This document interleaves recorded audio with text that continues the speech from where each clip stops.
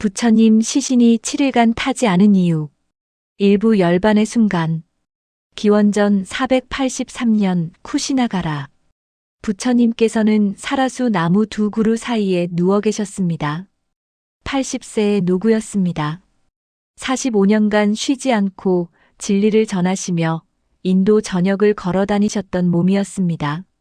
제자들이 주위를 둘러싸고 있었습니다. 아난다 존자는 부처님의 발치에서 눈물을 흘리고 있었고 아누루타 존자는 조용히 명상에 잠겨 있었습니다. 아난다야. 부처님께서 조용히 부르셨습니다. 예, 스승님. 아난다가 눈물을 닦으며 대답했습니다. 울지 마라. 모든 만남에는 이별이 있는 법이니라. 태어난 것은 반드시 죽고 만들어진 것은 반드시 무너지느니라. 알고 있습니다, 스승님. 하지만 아난다는 더 이상 말을 잇지 못했습니다. 부처님께서 미소 지으시며 말씀하셨습니다. 너는 25년간 나를 잘 섬겼느니라. 이제 나는 가지만 너에게는 법이 남아있느니라. 법을 등불로 삼고 자신을 등불로 삼아라. 부처님께서는 주위를 둘러보시며 모든 제자들에게 마지막 말씀을 하셨습니다. 제자들아, 마지막으로 묻겠노라. 법에 대해 의문이 있는 자가 있느냐? 지금 물으면 내가 답해 주겠노라. 침묵이 흘렀습니다. 모두가 울먹이며 고개를 숙였습니다. 부처님께서 3번 물으셨지만 아무도 대답하지 않았습니다. 그렇다면 마지막 말을 전하겠노라. 부처님께서 또렷한 목소리로 말씀하셨습니다. 모든 것은 무상하니라. 게으르지 말고 정진하라. 그것이 부처님의 마지막 말씀이었습니다. 부처님께서 눈을 감으셨습니다. 호흡이 점점 약해지더니 마침내 멈추었습니다. 그 순간 이상한 일들이 일어나기 시작했습니다. 땅이 6번 흔들렸습니다. 하늘에서는 천둥 소리가 울렸지만 비는 오지 않았습니다. 사라수 나무에서는 때가 아닌데도 꽃이 피어났고 그 꽃잎이 부처님의 몸 위에 떨어졌습니다. 하늘에서는 만다라화가 비처럼 내렸습니다. 천상의 신들이 부처님의 열반을 슬퍼하며 꽃을 뿌린 것입니다. 이부 아난다의 실수. 부처님께서 열반에 드신 후 제자들은 장례 준비를 시작해야 했습니다. 하지만 모두가 슬픔에 잠겨 제대로 움직이지 못했습니다. 특히 아난다는 충격이 컸습니다. 25년간 부처님을 그림자처럼 따라다녔던 그였습니다. 부처님의 옷을 관리하고 식사를 준비하고 일정을 조율했던 그였습니다. 아난다 존자님. 한 제자가 다가왔습니다. 시신을 어떻게 해야 할지. 관습에 따르면 화장을 해야 하는데. 알고 있네. 아난다가 힘없이 대답했습니다. 전륜성왕의 예법에 따라야 하네. 향유로 시신을 씻기고 깨끗한 천으로 감싸고 향나무 장작을 쌓아 화장하는 것이지. 그런데 한 가지 문제가 있습니다. 무엇인가? 마하가섭 존자님이 아직 도착하지 않으셨습니다. 마하가섭은 부처님의 수제자 중 한 명이었습니다. 부처님께서 가장 신뢰하셨던 제자였고 깨달음이 깊은 대아라한이었습니다. 하지만 그는 지금 멀리 떨어진 곳에서 수행 중이었습니다. 마하가섭 존자님께 전가를 보냈나? 전가를 보냈습니다. 하지만 이곳까지 오시려면 최소 일주일은 걸릴 것입니다. 일주일. 아난다는 난감했습니다. 인도의 더운 날씨에 시신을 일주일이나 두면 부패가 시작될 것이었습니다. 어떻게 해야 할까요? 일단 시신을 잘 보존해야 하네. 향유를 많이 바르고 시원한 곳에 모시고. 아난다는 혼란스러웠습니다. 25년간 부처님 곁에서 모든 것을 도왔지만 정작 이런 중요한 순간에 어떻게 해야 할지 명확한 지침을 받지 못했습니다. 다른 제자들도 마찬가지였습니다. 모두가 슬픔에 빠져 있었고 누구도 명확한 결정을 내리지 못했습니다. 일단 시신을 깨끗이 씻겨드리자. 아난다가 말했습니다. 제자들이 향유와 깨끗한 물을 가져왔습니다. 그들은 정성스럽게 부처님의 시신을 씻겼습니다. 80세의 노인이었지만 시신은 평화로웠습니다. 마치 잠든 것 같았습니다. 시신을 씻긴 후 깨끗한 흰 천으로 감쌌습니다. 한 겹, 두 겹, 세 겹, 총 5겹이 천으로 감쌌습니다. 이제 어디에 모실까요? 우선 큰 집을 빌려야 하네.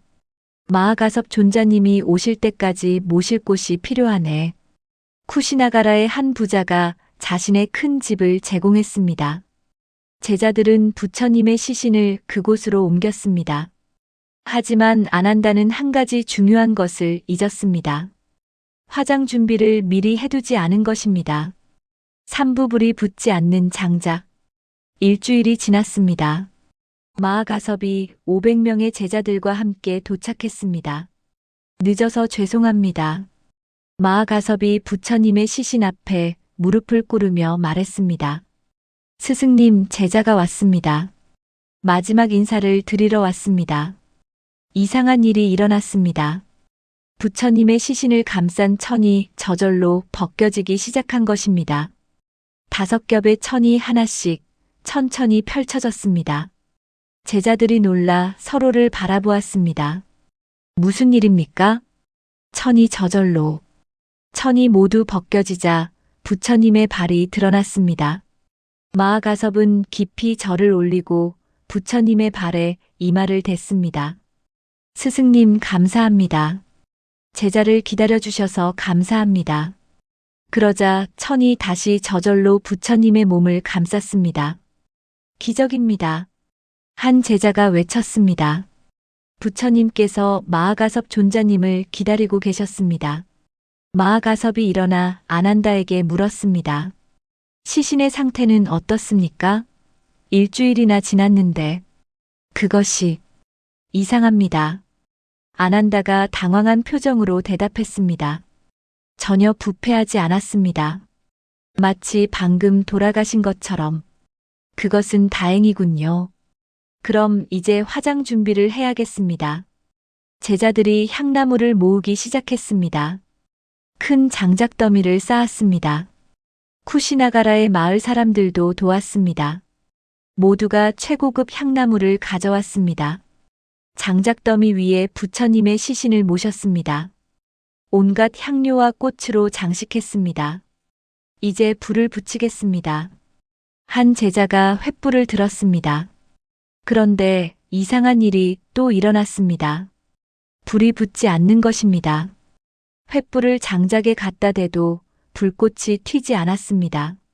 마치 장작이 물에 젖은 것처럼 불이 전혀 붙지 않았습니다. 이상합니다. 분명 마른 나무인데. 다른 제자가 시도했습니다. 하지만 역시 불이 붙지 않았습니다. 10명, 20명이 시도했지만 결과는 같았습니다. 장작은 절대 타지 않았습니다. 이게 무슨 일입니까? 제자들이 당황했습니다. 마하가섭이 조용히 말했습니다. 아직 때가 아닌 것 같습니다. 때가 아니다니요? 부처님께서 아직 준비가 안 된 것입니다. 무슨 준비 말입니까? 모르겠습니다. 하지만 분명 이유가 있을 것입니다. 사부과학으로 설명할 수 없는 현상. 이틀이 더 지났습니다. 하지만 여전히 불이 붙지 않았습니다. 제자들은 계속 시도했습니다. 더 마른 장작을 가져오고 더 많은 기름을 부었지만 소용없었습니다. 더 놀라운 것은 시신이 전혀 부패하지 않는다는 것이었습니다. 인도의 무더운 날씨였습니다. 낮 기온은 40도를 넘었습니다. 일반적으로 이런 날씨에서는 시신이 하루 만에 부패하기 시작합니다. 하지만 부처님의 시신은 9날이 지나도록 전혀 변하지 않았습니다. 이것은 과학으로 설명할 수 없습니다. 의학을 공부한 한 제자가 말했습니다. 시신은 반드시 부패합니다. 세포가 죽으면 박테리아가 번식하고 조직이 분해되기 시작합니다. 하지만 부처님의 시신은 어떻습니까?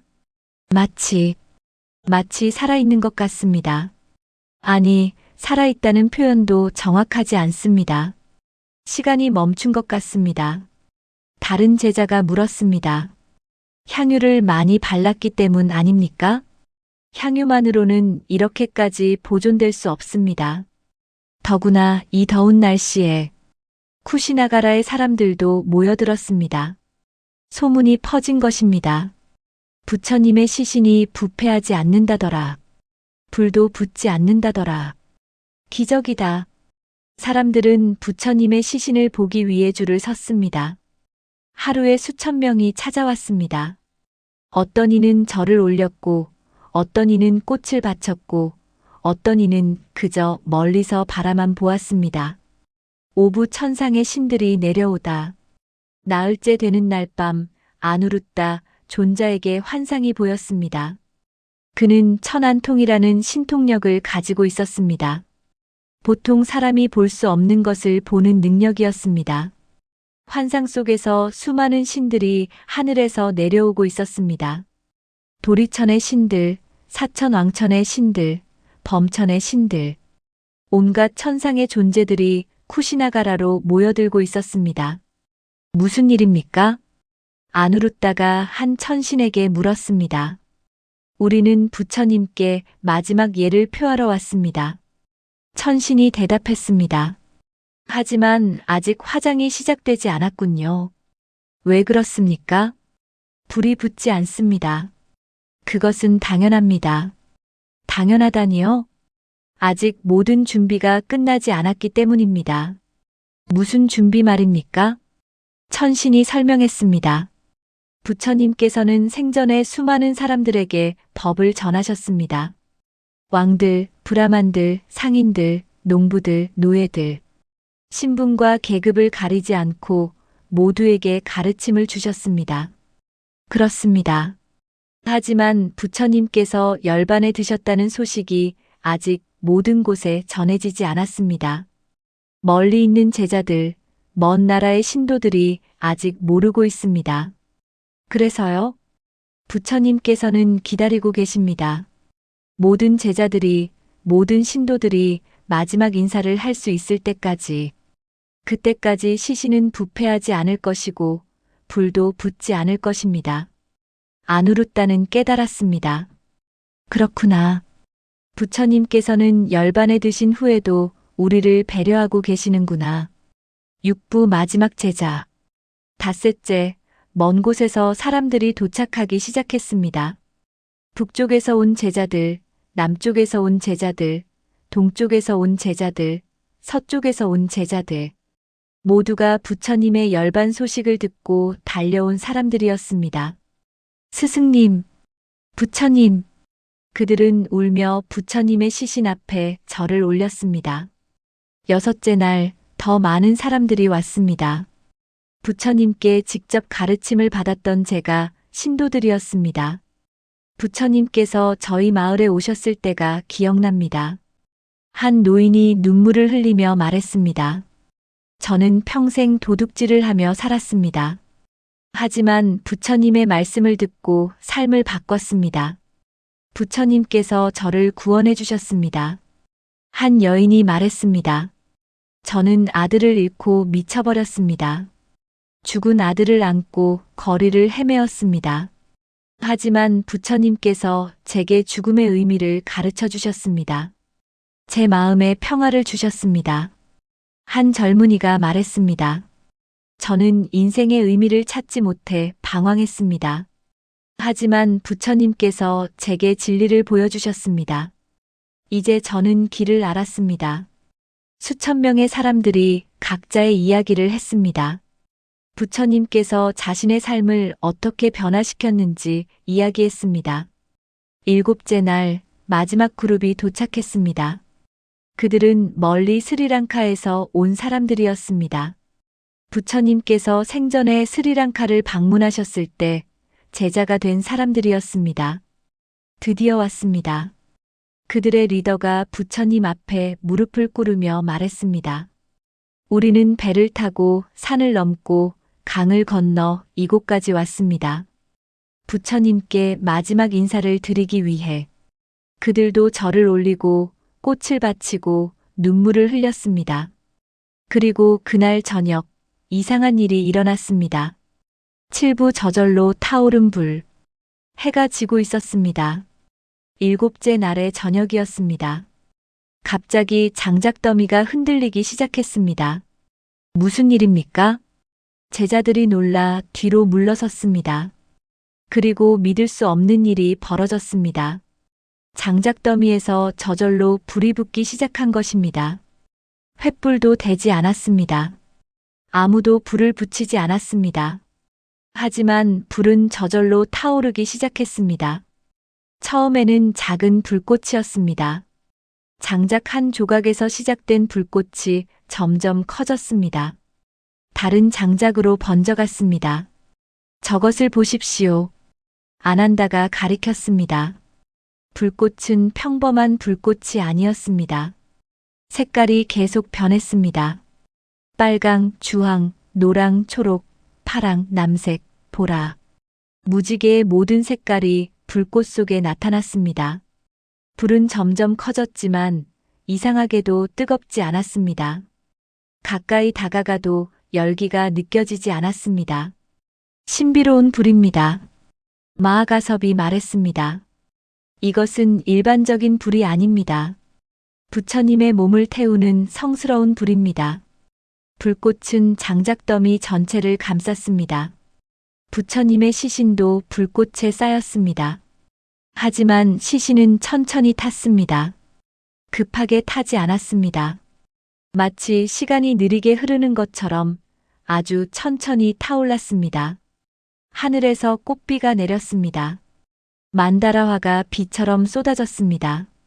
천상의 신들이 꽃을 뿌리고 있었습니다. 음악이 들렸습니다. 어디서 나는지 알 수 없는 아름다운 음악이 공기를 가득 채웠습니다. 천상의 악기 소리였습니다. 향기가 퍼졌습니다. 장작이 타는 냄새가 아니었습니다. 형언할 수 없이 아름다운 향기였습니다. 그 향기를 맡는 것만으로도 마음이 평화로워졌습니다. 사람들은 조용히 합장하고 서 있었습니다. 누구도 말하지 않았습니다. 다만 이 신비로운 광경을 지켜볼 뿐이었습니다. 밤새도록 불은 탔습니다. 새벽이 밝아올 때까지 무지개 색깔의 불꽃이 타올랐습니다. 팔부사리. 다음 날 아침 불이 꺼졌습니다. 제자들이 조심스럽게 다가가 재를 살펴보았습니다. 이것을 보십시오. 한 제자가 외쳤습니다. 재 속에서 수많은 구슬 같은 것들이 발견되었습니다. 크기는 쌀알만했고 색깔은 투명하거나 흰색 혹은 약간 푸른빛이 돌았습니다. 사리입니다. 마하가섭이 말했습니다. 부처님의 사리입니다. 사리는 고승이 화장될 때 나오는 신비한 구슬이었습니다. 하지만 보통은 몇 개 정도만 나옵니다. 부처님의 경우는 달랐습니다. 사리가 수천 개였습니다. 제자들이 조심스럽게 사리를 모았습니다. 큰 항아리에 가득 찼습니다. 이 많은 사리를 어떻게 해야 합니까? 8나라로 나누어야 합니다. 마하가섭이 말했습니다. 부처님께서는 어느 한 나라, 어느 한 사람의 것이 아니십니다. 모든 사람의 스승이셨습니다. 그러니 사리도 여러 곳에 나누어 모셔야 합니다. 그렇게 결정되었습니다. 사리는 8부분으로 나뉘어 8나라로 보내졌습니다. 각 나라에서는 탑을 세워 사리를 모셨습니다. 하지만 제자들의 마음속에는 의문이 남았습니다. 왜 7일 동안 불이 붙지 않았을까? 왜 시신이 부패하지 않았을까? 왜 저절로 불이 붙었을까? 구부 아난다의 깨달음. 화장이 끝나고 며칠 후 아난다는 혼자 명상에 잠겼습니다. 25년간 부처님을 섬겼지만 아직 깨달음을 얻지 못했습니다. 다른 제자들은 대부분 아라한이 되었지만 아난다만은 아직이었습니다. 내가 무엇을 잘못했을까? 아난다는 자책했습니다. 부처님께서 열반에 드실 때 나는 제대로 준비하지 못했어. 화장 준비도 미리 하지 않았고 마하가섭 존자님이 오실 때까지 기다려야 한다는 것도 몰랐어. 그때 갑자기 깨달음이 왔습니다. 아, 그렇구나. 안 한다는 눈을 번쩍 떴습니다. 부처님께서는 나의 실수를 통해 가르침을 주신 것이구나. 안 한다는 이해했습니다. 7일 동안 불이 붙지 않은 것은 안 한다의 실수 때문만이 아니었습니다. 부처님께서 의도적으로 기다리신 것이었습니다. 모든 제자들이 마지막 인사를 할 수 있도록, 멀리 있는 사람들도 달려올 수 있도록, 심지어 스리랑카에서 배를 타고 오는 제자들까지 기다리신 것이었습니다. 부처님께서는 열반에 드신 후에도 우리를 사랑하셨구나. 아난다의 눈에서 눈물이 흘렀습니다. 하지만 이번에는 슬픔의 눈물이 아니었습니다. 감사의 눈물이었습니다.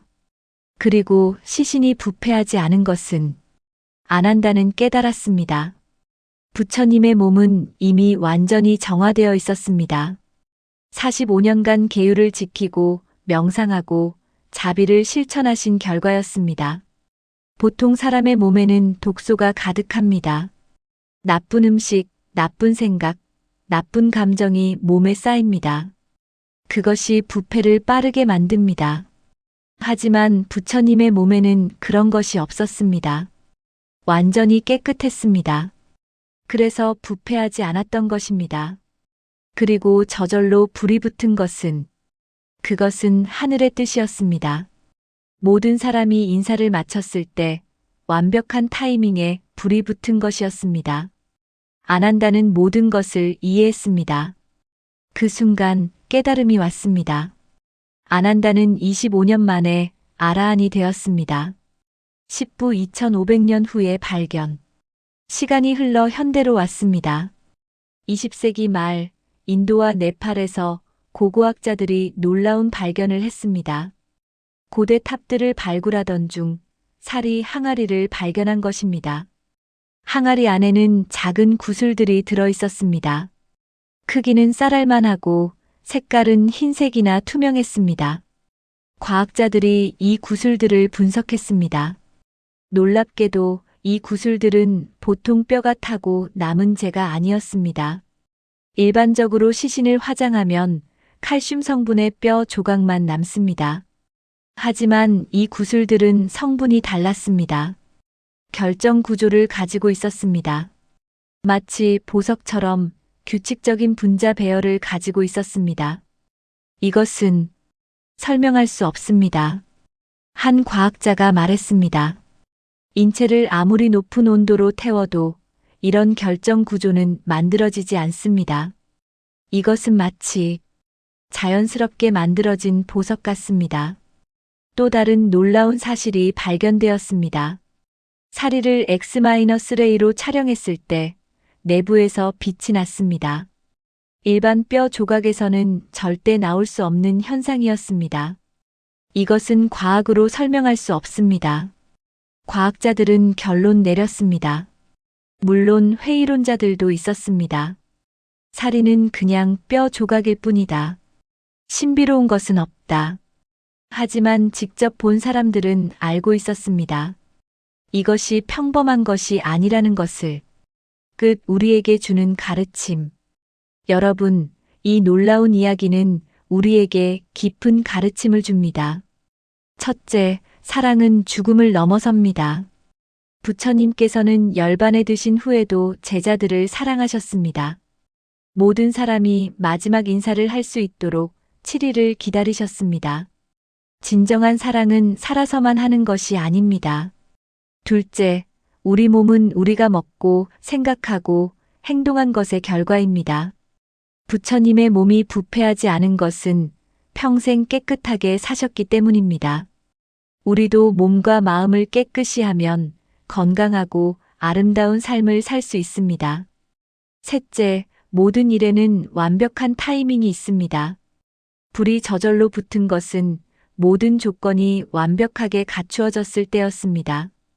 우리 삶도 마찬가지입니다. 조급해하지 말고 때를 기다려야 할 때가 있습니다. 넷째, 과학으로 설명할 수 없는 것들이 존재합니다. 사리의 신비, 저절로 붙은 불, 부패하지 않은 시신.